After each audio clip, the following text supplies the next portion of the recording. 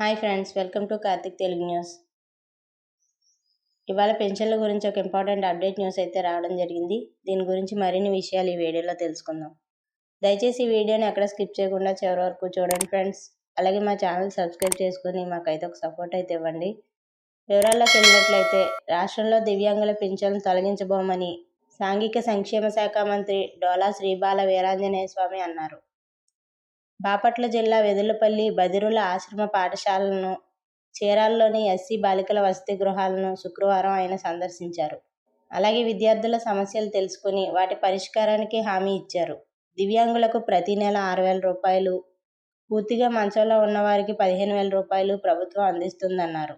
ఇక వైకల్య స్థాయిని నిర్ధారించేందుకే వైద్యులతో ప్రత్యేక పరిశీలన చేయిస్తున్నట్లు తెలిపారు. అర్హులందరికీ పింఛన్లు అందజేస్తామని భరోసా ఇచ్చారు. వైకాపా చేస్తున్న దుష్ప్రచారాన్ని ఎవరూ నమ్మవద్దన్నారు. అలాగే కేంద్ర ప్రభుత్వ నిధులు 200 కోట్ల రూపాయలతో విశాఖలో పౌర స్పోర్ట్స్ కాంప్లెక్స్ నిర్మిస్తామని వెల్లడించారు. దావోస్కు వెళ్లిన సీఎం రాష్ట్రానికి ఏం పెట్టుబడులు సాధించారని వైకాపా నేతలు ప్రశ్నించటం వారి అజ్ఞానానికి నిదర్శనమన్నారు.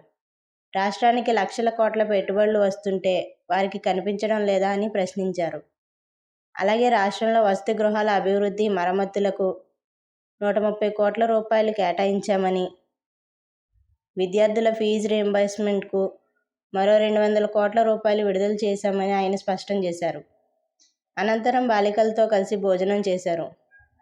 మంత్రి వెంట ఎమ్మెల్యే వేగేసిన నరేంద్రవర్మ, తెదేపా జిల్లా అధ్యక్షులు సలగల రాజశేఖర్ బాబు, చీరాల తెదేపా అధికార ప్రతినిధి మహేంద్రనాథ్, ఆర్డీఓ చంద్రశేఖర్ నాయుడు ఉన్నారు.